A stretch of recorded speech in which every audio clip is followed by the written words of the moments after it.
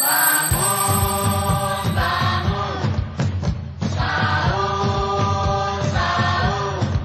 Ayo Dedek, sahur. Bangun. Ayo bangun. Mama, Dede udah bangun. Terima kasih, alhamdulillah. Sahur, sahur, sahur. Assalamualaikum warahmatullahi wabarakatuh. Alhamdulillahilladzi anzalal Qur'an hudan linnasi wa bayyinatin minal huda wal furqan. Wassalatu wassalamu ala asyrafil anam sayyidina wa habibina wa syafi'ina wa maulana Muhammadinil kiram. Amma ba'du, rabbi syrah li sadri wa yassir li amri wahlul 'uqdatam min lisani yafqahu qawli. Allahumma rabbal khilli wal haram wa rabbal baitil haram wa rabbal mash'aril haram wa rabbal rukni wal maqam. Ablighna li sayyidina Muhammadin mannas salam, amin ya mujibas sa'ilin. Ayahanda bunda yang dirahmati Allah, terutama guru kita semua beserta keluarga yang mungkin semua yang hadir sedang melaksanakan ibadah sahur, saya doakan mudah-mudahan Allah ampuni seluruh dosa-dosa kita dari akil balik hingga saat ini. Allah angkat semua persoalan-persoalan hidup kita. Allah ijabah semua doa kita. Allah kabul semua keinginan kita. Allah jadikan kita semuanya manusia-manusia yang ajaib. Manusia-manusia yang bahagia fid dunya dan bahagia di akhirat. Jadi manusia yang atif fid dunya hasanah wa fil akhirati hasanah. Ala hadhihi niyyah wa ala kulli niyyatin salihah. Al-Fatihah. A'udzu billahi minasyaitonir rajim. Bismillahirrahmanirrahim. Alhamdulillahi rabbil alamin arrahmanir rahim maliki yaumiddin. Iyyaka na'budu wa iyyaka nasta'in ihdinas siratal mustaqim. Siratal ladzina an'amta 'alaihim ghairil maghdubi 'alaihim waladdallin. Amin.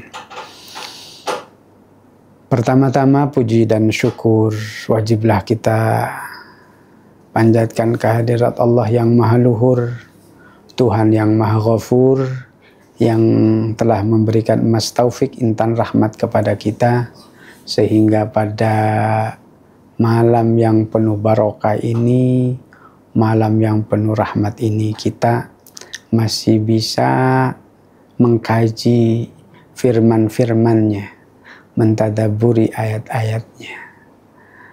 Salawat salam semoga selalu tercurah dan selalu kita bacakan kepada manusia pilihan, junjunan alam Nabi Allah Muhammad sallallahu alaihi wasallam. Allahumma shalli ala sayyidina Muhammad wa ala ali sayyidina Muhammad.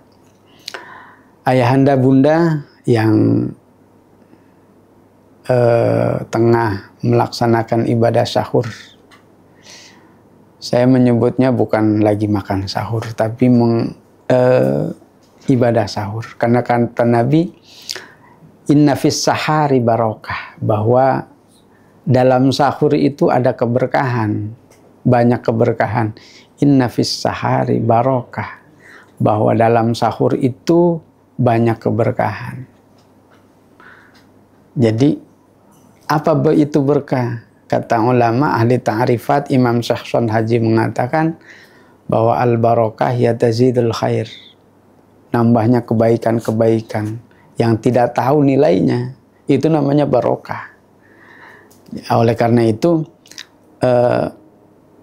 orang yang bunda-bunda yang biasanya nggak mau sahur gitu, ayo kita sahur walaupun cuma dengan seteguk air, tiga piring nasi lah ya.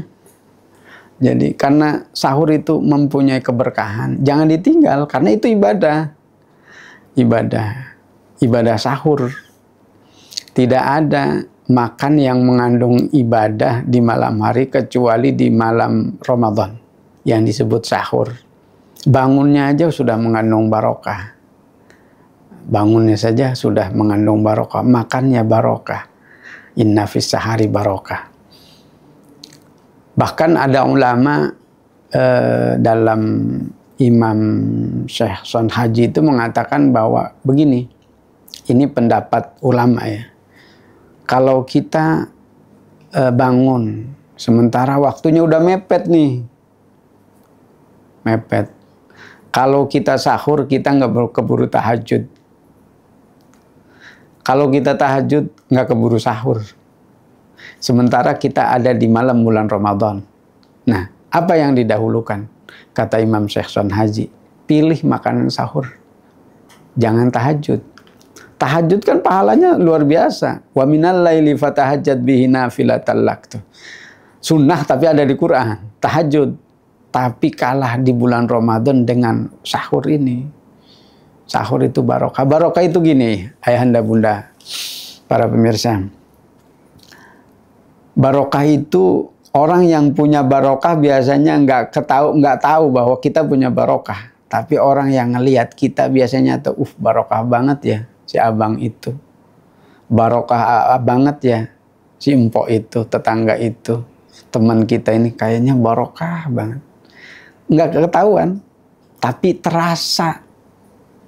Jadi tidak tahu tapi bisa dirasakan. Kayak cinta lah ya. Tidak ada bentuknya tapi bisa dirasakan. Contohnya begini. Sarkunah itu punya anak. Baru lahiran nih si Sarkunah nih. Sarwiti nengok. Biasalah namanya ibu-ibu kan tetangga nengok tuh. Kata Sarwiti, Masya Allah Kunah anaknya ini. Soleh banget bakalnya ini. Ganteng banget. Si anaknya ini. Berapa kilo ini beratnya? Oh sekian. Kecil ya Kunah. Kata si Sarwiti. Nah, udah namanya nengok bayi. Nggak lama-lama pulanglah si Sarwiti ini. Sebulan, 2 bulan, 3 bulan, 4 bulan. Sarwiti nggak datang-datang lagi. Bulan kelima Sarwiti ingin nengok lagi. Pengen mampir ke rumah si Sarkunah. Kata si Sarwiti. Pengen nengok bayinya. Pas lihat, kata si Sarwiti, waduh Kunah, ini bayinya gemuk amat. Padahal kata si Sarkunah, perasaan biasa aja nih bayi. Karena apa? Karena si Sarkunah tiap hari lihat si bayinya. Tapi si Sarwiti nggak pernah lihat bayi. Lihat bulan pertama lahir, kemudian bulan kelima. Kata dia, gemuk amat. Kata si Sarkunah sebagai ibunya setiap hari ngurusin dia, ngurusin bayi. Biasa aja. Nah, itu namanya barokah tuh. Jadi jangan ditinggalkan nih makan sahur. Makan yang ada pahalanya luar biasa.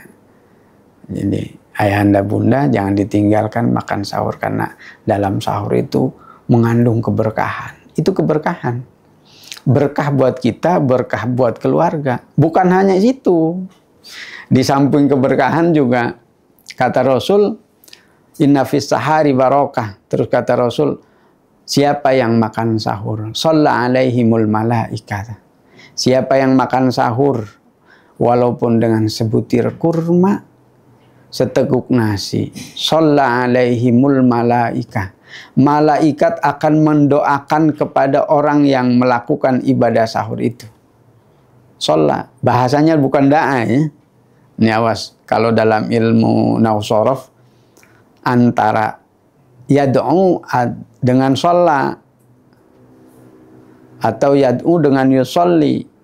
Kalau malaikat yusolli, berarti doa itu nggak bakalan ditolak sama Allah. Kalau yad'u bisa diijabah, bisa ijabahnya nggak cash. Nah, kalau yusolli pasti ijabah. Karena apa? Yang mendoakan malaikat. Yusolli alaihimul malaikat. Yang didoakan pertama oleh malaikat. Yang pertama, keberkahan hidup. Kalau kita sahur tuh, kita mendapat keberkahan hidup. Bukan karena kita buat kuat. Kenapa kita sahur? Supaya puasanya kuat, nggak lemes. Bukan itu, karena kekuatan makanan menurut ahli gizi itu cuma 4 jam, paling lama itu. Kita sahur jam berapa? Jam 4-nya. Jam 4, jam 5, 6, 7, 8. Jam 9 itu biasanya harusnya kita udah lapar. Tapi kita kuat karena bukan makanannya yang tidak ada di dalam perut, tapi ada keberkahan di sana. Nah, doa yang pertama oleh malaikat adalah doa keberkahan. Yang kedua, doa panjang umur. Malaikat mendoakan kita untuk selalu panjang umur. Yang ketiga, doa malaikat adalah diperbanyak rizki. Nah, kita nih pengen rizki nih. Rizki apa? Rizki berupa harta, fid dunya hasanah wa fil akhirati hasanah, rizkinya nih. Kalau fid dunya hasanah, namanya hasanah fid dunya itu nama hasanah, tapi fid dunya, kebahagiaan di dunia menurut ulama itu ada 2.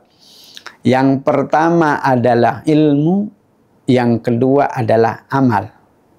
Kitanya nggak males sholat, nggak males zakat, nggak males baca Quran. Nah, kalau fid dunya apa, hasanah fil akhirah apa? Surga bi ghairi hisab. Nah, kita mendapatkan jadi manusia yang ajaib di akhirat. Masuk surga nggak hisab lagi. Kita naik pesawat aja, kalau mau umroh mau haji kan periksa dulu paspornya cocok apa enggak, surat-suratnya lengkap apa enggak. Nah, kita masuk surga nggak pakai surat, nggak pakai apa, nggak pakai dihisab, nggak lama-lama. Karena apa? Doa malaikat ketika waktu sahur. Walaupun ini pendapat ini memang pendapat para ulama ya, pendapat ulama menafsiri hadis itu. Oleh karena itu jangan tinggal melaksanakan ibadah sahur. Minimal seteguk air, tapi kitanya bangun duduk. Karena apa? Di waktu sahur itu adalah waktu yang paling mustajab. Jadi ayahanda bunda 15 menit atau 20 menit menjelang subuh jangan tidur. Jangan tidur. Jangan nonton yang tidak bermanfaat.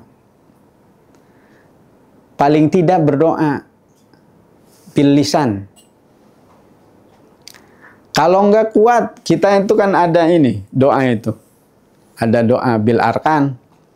Kalau di ilmu magnet rizki, oh iya, ayahanda bunda yang baru gabung dengan channel ini mungkin dari tadi magnet rizki itu apa? Magnet rizki itu kita belajar untuk bagaimana kita menjadi orang yang ajaib. Jadi supaya yang punya persoalan hidup, kita dilatih untuk menjadi manusia ajaib.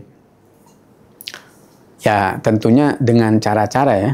Jadi ikutin aja yang belum pernah, yang baru gabung, ikutin channel-channel Magnet Rizki yang diasuh oleh Abinal Kiram Al-Ustadz Haji Nasrullah. Itu banyak di video-video di YouTube-nya.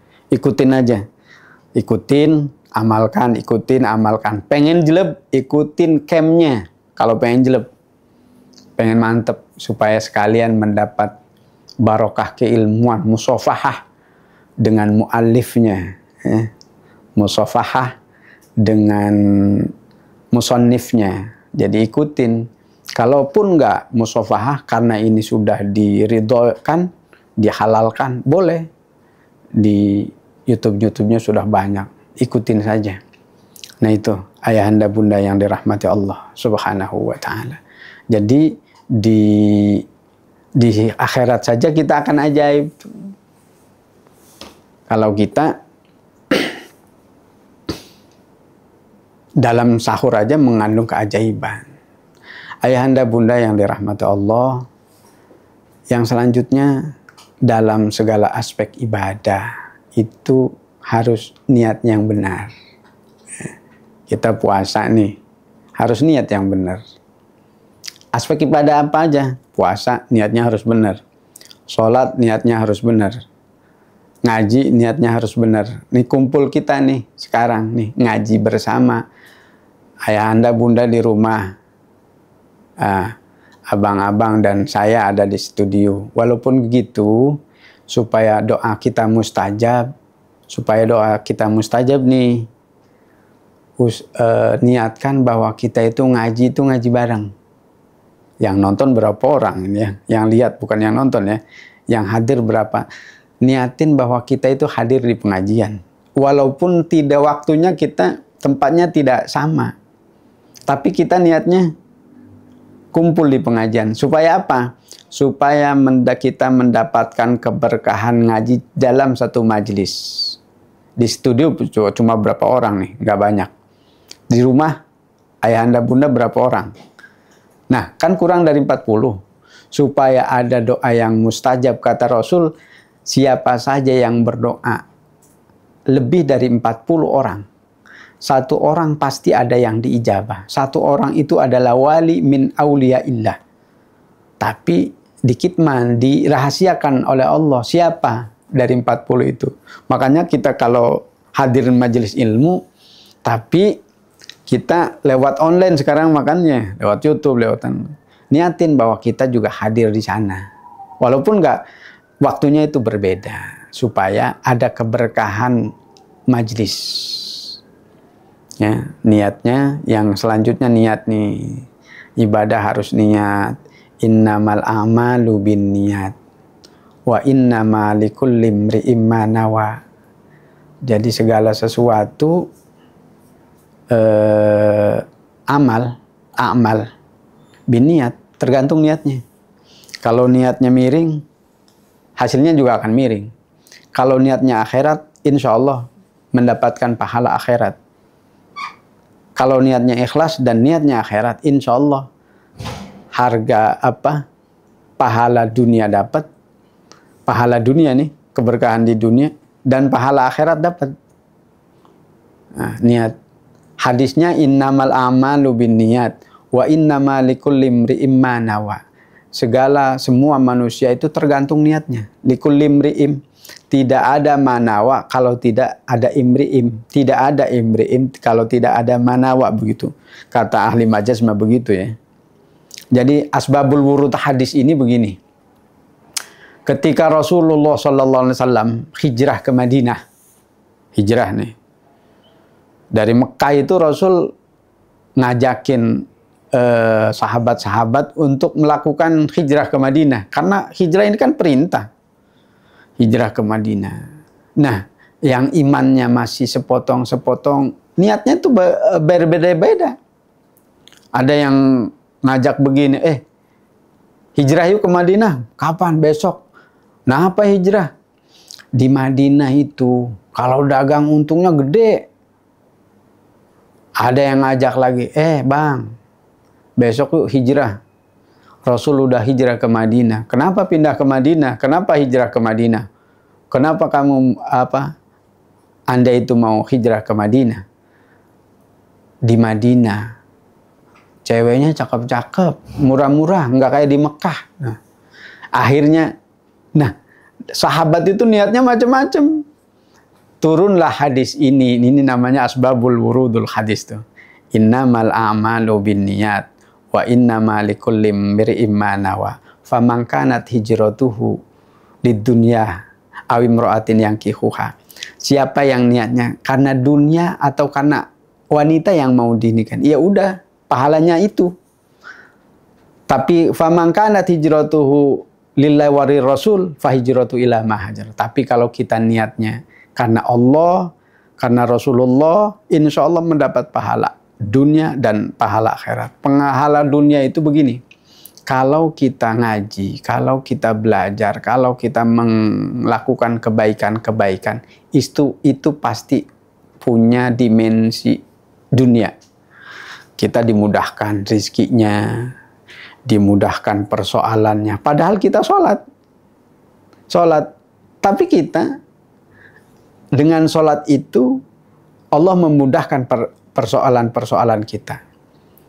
Baca sholawat itu dimensi akhirat. Tapi dengan baca sholawat Allah memudahkan urusan dunia kita. Urusan dagang kita, urusan keluarga kita. Jadi jangan begini. Yang penting akhirat. dunia mah belaka, nggak usah mikirin dunia. Iya, dunia itu udah pasti kalau akhiratnya dilakuin, dunia mengikut. Dunia mengikut. Jadi ada, tapi kalau dunia doang, akhirat nggak ngikut. Kalau tujuannya dunia doang, coba ibadah apapun yang nilainya akhirat, pasti dunianya ikut. Baca Al-Kahfi. Apa kata Rasul? Siapa yang membaca Al-Kahfi, Allah akan memberikan cahaya antara Jumat ini dan Jumat besoknya. Dan Allah akan memberikan rizki dari jalan yang tidak disangka-sangka. Baca Al-Kahfi. Sholat duha, sholat rizki, baca Waqiah, surat rizki, baca Quran, mempermudah rizki. Sholat awal waktu, keberkahan rizki. Apapun ibadah, dimensi ibadah ini pasti mengandung dimensi akhirat. Kalau niatnya dunia, kalau niatnya akhirat, pasti dunia dapat. Tapi kalau sebaliknya, kalau niatnya dunia, akhirat nggak bakalan dapat. Jadi niatnya yang benar nih. Dalam ilmu nahwu shorof ini, innamal a'malu binniyat itu begini. Innamal a'malu binniyat. Bukan inna ya, tapi innama. Ini adat hasyr. Adawatul hasyri wa ala wa innam. Ada dua tuh adat hasyr. Adat hasyr itu begini kalau kita ngomong. Bener aja. Tapi kalau inna begini. Inna. Bener aja. Tapi kalau innama itu bener. Manusia itu tergantung amalnya. Tergantung niatnya. Wa innama likulli imri'in ma nawa.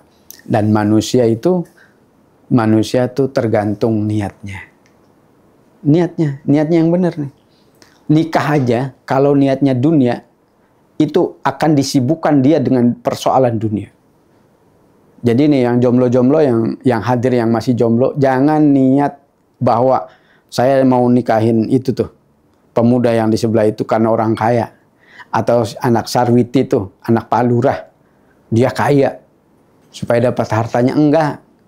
Siapa yang niatnya dunia, pasti dia disibukkan dengan dunia. Kalau niatnya akhirat, dia mendapat keberkahan.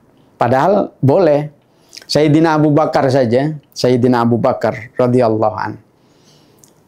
Waktu itu di Kufah, ibu kotanya waktu itu Kufah. Sayyidina Abu Bakar ketika jadi khalifah, jadi presiden, Amirul Mukminin. Dia setiap malam sebelum dia tahajud menghadap Allah Subhanahu wa taala, dia muter dulu ke rakyatnya. Dia muter ke rakyatnya. Muter. Tiba-tiba di rumah pinggir kali, Gubuk Reot, ini contohlah. Di situ ada rumah janda yang anaknya banyak. Dan si janda ini adalah penjual susu. Tapi masyhur kala itu di Kufah, di kota ibu kota negara, masyhur orang-orang lagi tidak mudah. Ini bahasanya bahasa MR nih, bahasa magnet ini. Tidak mudah atau sulit mencari susu yang murni. Semua susu dari semua pedagang itu sudah dioplos dengan air. Susunya 30-40%, airnya itu 60%. Sehingga pemerintah Abu Bakar waktu itu memberikan undang-undang melarang para pedagang susu itu untuk mengoplos susunya. Hukumnya haram. Hukumnya haram.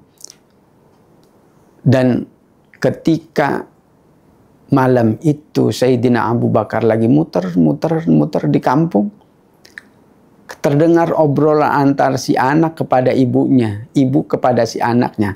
Nah, kata si ibu, ya Mae, ini mungkin orang Jawa ini ya. Apa kata si ibu? Supaya untungnya gede nih nak, nih susunya dicampur aja sama air. Apa kata si anak? Karena anaknya solehah nih. Anaknya solehah. Ma, tahu nggak? Pemerintah Amirul Mukminin Sayyidina Abu Bakar membentuk kepres, ketetapan presiden, surat, ultimatum, undang-undang, dan undang-undang ini sudah diundangkan di lembaran negara. Kira-kira begitulah kalau sekarang ya. Sudah menjadi undang-undang bahwa siapa saja yang mencampur susunya dengan air, hukumnya haram dan dilarang oleh negara. Apa kata ibunya? Nah, Sayyidina Abu Bakar memang raja. Tapi apakah pernah Sayyidina Abu Bakar itu melihat kita orang kampung, kita orang miskin? Nggak pernah, nak. Nggak pernah Sayyidina Abu Bakar itu memberikan bantuan buat kita. Ngapain kita dengar undang-undangnya mereka, undang-undang pemerintah, undang-undang negara? Udahlah, campur aja. Sambil marah ini si ibu. Si anaknya ini dengan lembut ngomong begini ke ibunya, Bu, memang Amirul Mukminin Sayyidina Abu Bakar nggak tahu persoalan kita. Tidak mungkin tidak pernah melihat kita susahnya hidup kayak apa. Tapi ingat, Bu, ketika mencampur itu Abu Bakar tidak melihat kita. Tapi yang namanya Tuhannya Sayyidina Abu Bakar, Allah Rabbul Jalil, pasti melihat kita, Bu. Nggak mungkin nggak melihat kita. Apakah ibu berani nanti di akhirat bertanggung jawab? Bukan kepada Sayyidina Umar, tapi kepada Allah Rabbul Jalil yang mengatur alam ini. Allah Rabbul Jalil yang mengatur kehidupan ini. Allah Rabbul Jalil yang memberikan kita rizki. Dialah Allah Subhanahu wa ta'ala. Mendengar ucapan itu, ibunya langsung tertunduk, nangis dan sujud. Itulah ciri-ciri orang mukmin. Innamal mu'minuna idza dzukirallahu wajilat qulubuhum. Orang mukmin itu kalau disebut nama Allah, wajilat qulubuhum, bergetar hatinya. Wa idza tuliyat alaihim zadathum imana. Apabila dibacakan ayat Allah, zadathum imana, imannya bertambah. Wa ala rabbihim yatawakkalun. Dia bertawakal kepada Allah. Oh, kalau begini, kita mah cuma dagang susu itu jalan doang. Yang memberikan rezeki itu Allah. Kita itu harus banyak bertobat. Yang mencari, kita ditugaskan untuk mencari. Yang memberi itu Allah. Wa ala rabbihim yatawakkalun. Nah, Sayyidina Abu Bakar mendengar pembicaraan ini. Sayyidina Abu Bakar pun sujud. Ketika sujud, Abu Bakar langsung pulang ke rumahnya. Sayyidina Abu Bakar melihat anak-anaknya lagi tidur. Semua anaknya dibangunin. Dibangunilah satu-satu. Semua anaknya disuruh sholat istikharah. Ketika itu Abu Bakar ngomong begini, nah, di antara anak-anak abi, anak-anak abah, siapa yang mau nikah malam ini? Anak yang paling gede ngacung, saya, Bah, yang pengen nikah. Yuk, kita datang ke ibu yang rumahnya di pojok sana. Dia punya anak yang salehah. Sayang kalau ditinggalkan. Sayyidina Abu Bakar bukan mencari orang yang kaya untuk jadi minantu, tapi dia mencari orang yang saleh, salehah. As-saleh was-saleh. Man qamat bi hukukillah wa hukukil ibad. Orang soleh atau orang soleh itu yang pandai hablum minallahnya, bagus ke Allahnya, tapi ke manusianya juga ramah. Bukan begini, anak saya mah alhamdulillah soleh banget, nggak pernah kemana-mana. Gimana, Bu, sholat 5 waktunya? Nggak kemana-mana, dia mah ke rumah aja. Itu mah bukan soleh, namanya toleh. Ada yang begini, anak saya mah ya ke teman-teman tuh, kalau ada temennya ditraktirin aja, baik banget, soleh banget. Emang suka sholat subuh, Bu? Nggak pernah sholat dia mah. Sholat kalau ingat doang. Paling maghrib doang. Kalau enggak, itu pun kalau lagi ingat. Itu pun kalau lagi mau. Tapi banyakan enggak. Itu mah bukan soleh, toleh. Itulah pentingnya niat. Sayyidina Abu Bakar radhiyallahu anhu, seorang Amirul Mukminin, niatnya itu dari niatnya sudah diluruskan oleh Allah Subhanahu wa taala. Ayahanda bunda pemirsa yang dirahmati Allah. Nah, di Ramadan kita ini kita memasuki bulan Ramadan. Bulan di mana dikatakan Syahrul Syam, Syahrul Barokah, Syahrul Quran, Syahrul Maghfirah, atau disebutnya dengan Sayyidus Syuhur, rajanya bulan. Nah, rajanya bulan itu bulan puasa.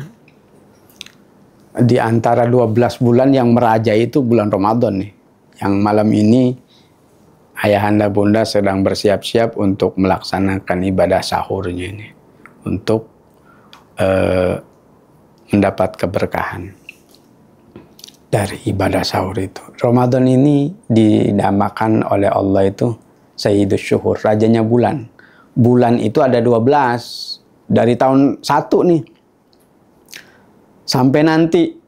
Sampai Yaumil Mahsyar juga, sampai kiamat juga. Bulan itu cuma ada 12. Nggak ada tambahannya.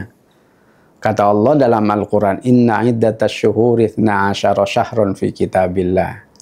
Bahwa bulan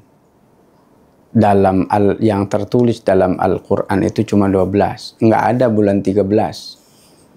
Nggak ada 13. Ada bulan 13.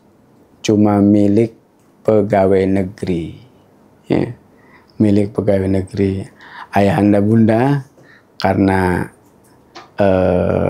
waktunya kita sudah sebentar lagi kita memasuki waktu subuh ya, waktu imsak. Mungkin dicukupkan, mudah-mudahan bermanfaat untuk kita dan untuk ayahanda, untuk saya sebagai seorang yang bicara ini, mohon maaf lahir batin nih, banyak ngomong banyak salah ya, dan mudah-mudahan bermanfaat untuk kita semua. In uridu illal islah mastata'tu wa ma taufiqi illa billah alaihi tawakkaltu wa ilayhi. Assalamualaikum warahmatullahi wabarakatuh.